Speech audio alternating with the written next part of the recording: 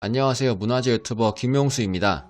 오늘은 현재 국립중앙박물관에서 전시 중인 국보 180호 세안도에 관하여 말씀드리겠습니다.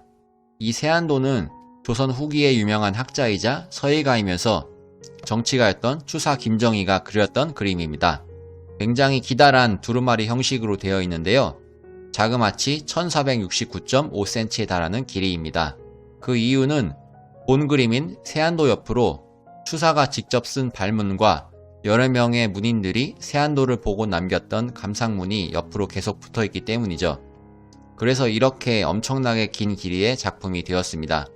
그런 문인들의 내역을 찬찬히 살펴보면 김정희와 동시대를 살았던 조선과 청나라의 문인들부터 일제 치하에서 독립운동에 헌신했던 오세창 선생과 정인보 선생, 이시영 선생까지 여러 근현대의 훌륭한 명사들이 포함됩니다. 본 작품인 세안도도 무척이나 훌륭하지만 이렇게 무수히 남겨진 감상문 덕분에 세안도의 가치가 더욱 빛나는 것이 아닐까 합니다. 그럼 어디 한번 작품을 볼까요? 그런데 작품이 생각처럼 그렇게 썩 아름다워 보이지는 않습니다. 4차 산업혁명 시대를 사는 현대인의 시각으로 보면 먹으러 거칠게 대강 그린 듯한 이 그림을 이해한다는 것은 쉽지 않습니다. 아마 평소에 많이 접하셨을 김홍도나 신윤복의 풍속화 혹은 정선의 산수화 등은 딱 보면 무엇을 그렸구나 하는 느낌이 어느 정도 오지만 이 세안도를 보고 있으면 이건 뭐지? 하는 느낌이 1차적으로 듭니다. 전체적으로 흰 바탕이면서 중간에 둥근 창이 난 집이 한 채 있고요.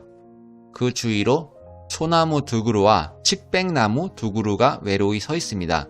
네 그루의 나무를 제외하면 주변에 풀 한 폭이 없는 걸로 봐서 황량한 겨울의 느낌이 납니다. 주변에 배경으로 칠해놓은 것은 아무것도 없네요. 쓸쓸함과 적막함만이 감돌고 있습니다. 우측 상단에 쓰여진 한문을 읽어보겠습니다. 큰 글씨로 세안도라 쓰여 있습니다. 이 작품의 제목이죠. 그 옆에는 작은 글씨로 우선 시상, 완당이라 쓰여 있습니다. 그 아래로는 정희라 쓰인 인장이 찍혀 있고요. 우선은 추사의 제자인 우선 이상적을 가리킵니다. 옛날 사람들은 아랫사람이라도 대놓고 이름을 부르지 않고 점잖게 호를 불렀지요. 우선 시상은 우선 이 그림을 보게 정도로 해석하면 무방합니다. 완당은 김정희의 또 다른 호입니다. 추사와 사제의 연을 맺었던 청나라 학자 중에 완원이라는 사람이 있었습니다. 그분을 존경한다는 의미에서 완당이라는 호를 사용했던 것이죠.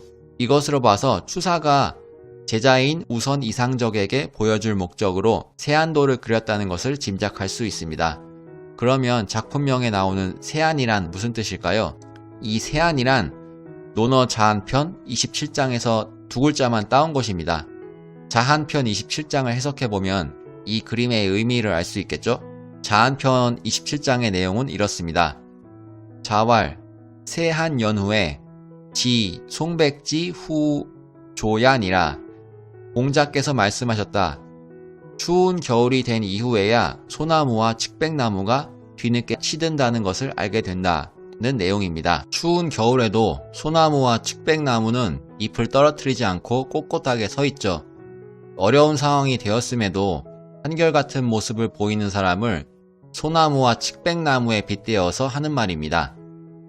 추사가 이 그림을 통해서 자신에게 한결같이 대해줬던 우선 이상적에게 감사의 인사를 하고 싶었던 것은 아닐까요?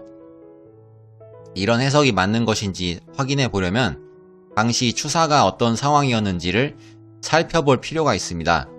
추사는 명문가였던 경주 김씨 출신으로 어렸을 때부터 학문에 매우 뛰어났습니다.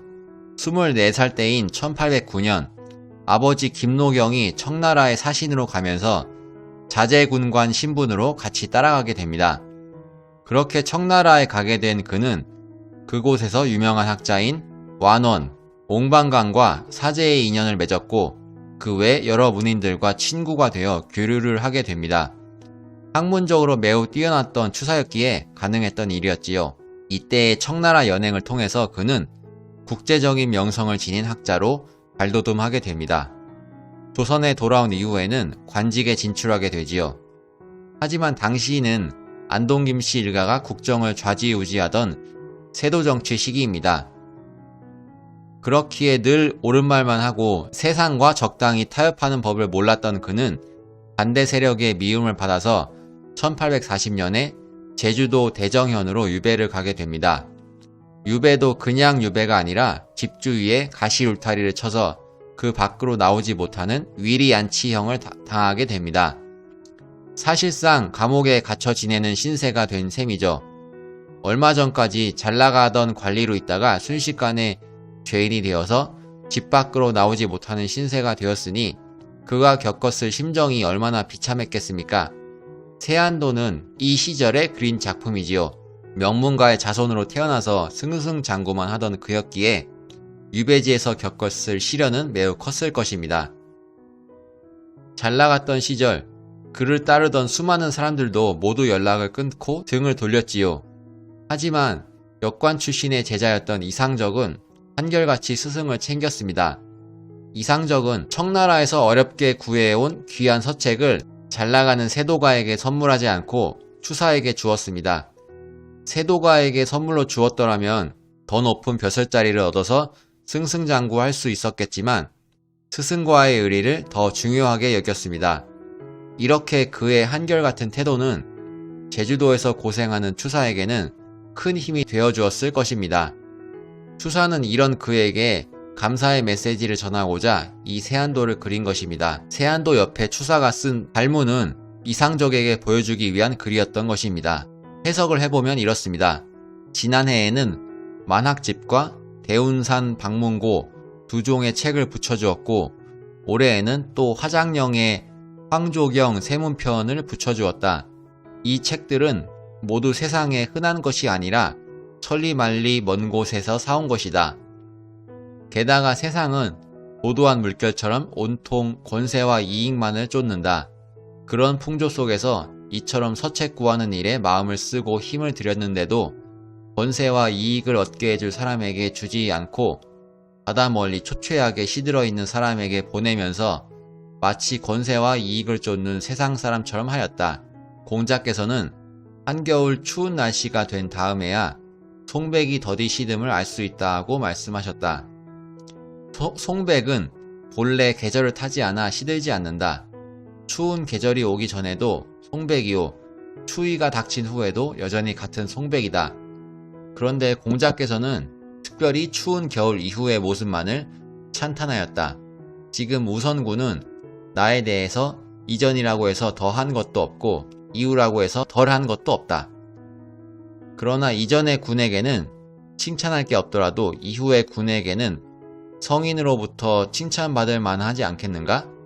성인이 특별히 칭송하신 것은 그저 시들지 않는 고든 지조와 굳센 절개 때문만은 아니었다. 겨울이라는 추운 계절에 따로 느낀 점이 있었기 때문이었다. 자신이 어려움에 처하자 모든 사람들이 등을 돌렸지만 우선 이상적만큼은 이전과 다름없이 제자로서 스승에게 예를 다하고 꾸준히 안부를 묻고 청나라의 소식을 전하고 자신이 구해온 귀한 책을 선물하면서 소통을 해나갔던 것이죠. 이렇게 하니까 추사에게 이상적이 얼마나 큰 힘이 되었겠습니까? 추사가 유배의 시간 속에서도 자신의 학문을 더욱 숙성시키고 서체인 추사체를 완성시켜 나갈 수 있었던 것은 그의 도움이 매우 컸다고 봐야겠죠. 이러한 사실을 뒷받침하듯 화면의 오른쪽 아래 부분에는 장무상망이라는 인장이 찍혀 있습니다. 오래도록 서로 잊지 말고 지금의 돈독한 관계를 이어가자는 뜻입니다. 추사가 찍었는지 이상적이 찍었는지 정확히는 알 수 없지만 둘 사이에 구구절절한 사연이 느껴집니다. 이상적은 이렇게 선물 받은 세안도를 어떻게 했을까요? 스승이 준 선물이니까 집안에 고이 간직했을까요? 저라면 그렇게 했을 것 같은데요. 이분은 중국에 이 그림을 들고 가서 각종 문인들에게 보여줍니다. 우리 스승님이신 추사 선생이 지금 이런 상황이다. 이런 상황인데도 이런 훌륭한 그림을 그려냈으니 정말 대단하지 않냐? 뭐 이런 얘기를 했겠죠. 이 작품을 감상한 청나라의 선비, 학자들 역시 감상문을 적었습니다. 요즘식으로 얘기하면 일종의 댓글을 다는 것이죠. 내용은 대개 추사를 칭송하거나 어려운 처지를 이겨낼 수 있도록 응원하는 메시지를 담고 있습니다. 자신의 그림을 본 사람들이 이런 감상문을 적어준 것을 본 추사는 기나긴 유배 생활을 견뎌낼 힘을 얻었을 겁니다. 이후 이상적은 이 그림을 누구에게 물려줬을까요? 이 그림은 이상적의 제자인 김병선에게 전해졌다가 이후 아들 김준학에게 전해집니다. 김준학은 세안도의 두루마리를 고급스럽게 꾸미고 손수 글도 적어 넣으면서 애정을 가졌지만 그의 아들 김상준은 집안에 내려오던 귀한 서책과 문서들을 대거 내다 팔았습니다. 별 가치가 없다고 생각했던 모양입니다. 이후 세안도는 후지스카 지카시라고 하는 일본인 학자에게 넘어갑니다. 후지스카는 추사에 대해서 깊은 관심을 가지고 연구를 하던 학자였습니다. 그는 1926년부터 경성제국대학 중국 철학 교수로 근무했는데요.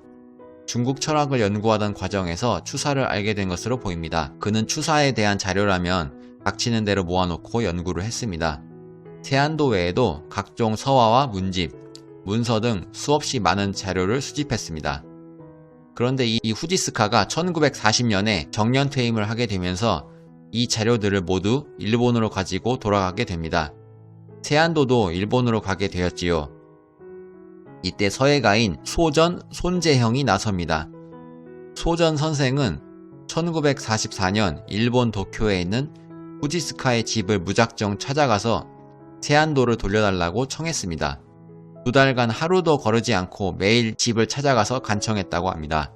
정말 대단한 집념이 아닐 수 없습니다.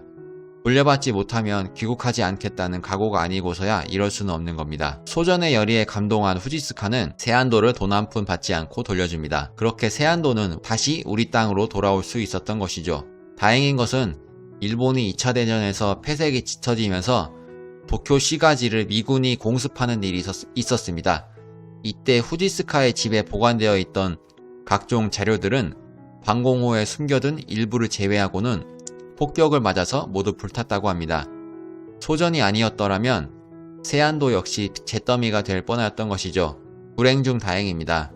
세안도를 찾아온 소전은 독립운동가였던 오세창, 정인보, 이시영 세 분에게 세안도를 보여주고 글을 받습니다. 그렇게 받은 글이 가장 마지막에 붙어있지요. 모두 다 훌륭한 분들이라 자세히 소개하고는 싶지만 시간 관계상 생략합니다. 소전이 세안도를 찾아왔기 때문에 이제 별일 없겠지 했는데 훗날 이분이 국회의원이 되어서 정치활동을 하시면서 그간 모았던 귀중한 서화의 주인이 바뀌게 됩니다. 정치자금이 필요하셨던 거지요. 세안도는 이후 사업가였던 손세기 선생의 소유가 됩니다. 이분도 문화재 수집에 관심이 많았던 모양입니다. 세안도 외에도 김정희의 불이설란도도 매입하였고 꽤나 많은 고서화를 수집하였다고 합니다. 1973년에는 그중 200여 점을 서강대학교에 기증하셨습니다. 이후 나머지 수집품은 장남인 손창근 선생께 상속되었죠. 이 손창근 선생께서 2005년과 2010년에 두 차례에 걸쳐 각각 170점, 135점을 국립중앙박물관에 기증하셨습니다. 그리고 2018년 11월 나머지 304점을 또다시 기증하셨습니다. 그리고 마지막까지 간직하고 계시던 남은 한 점의 유물 세안도를 작년에 기증하셨습니다. 제가 이렇게 유튜브로 세안도를 소개해드릴 수 있는 것도 손창근 선생께서 기증해 주셨기 때문입니다. 이 영상으로나마 부족하지만 기증해 주셔서 정말 감사드린다는 말씀을 전합니다. 그동안 여러 차례 주인이 바뀌면서 우여곡절이 참 많았던 세안도, 이제 국립중앙박물관에서 오래오래 머무르면서 국민들이 볼 수 있었으면 좋겠습니다. 지금 한겨울 지나 봄 오듯이라는 이름으로 국립중앙박물관에서 특별전이 열리고 있습니다. 세안도는 여기서 보실 수 있습니다. 전시장에 들어오시면 세안도 말고도 김정희와 관련된 여러가지 서화와 각종 문서 자료 등을 관람하실 수 있고, 더불어서 김홍도가 그렸다는 평양감사 환영연회도도 보실 수 있으니 한번 가보시길 권합니다. 코로나 때문에 전시 관람을 못한 분들이 많아서 특별히 4월 4일까지 연장 전시를 한다고 하네요. 흔치 않은 기회이니 꼭 가보시길 바랍니다. 그러면 이것으로 영상을 마치겠습니다. 감사합니다.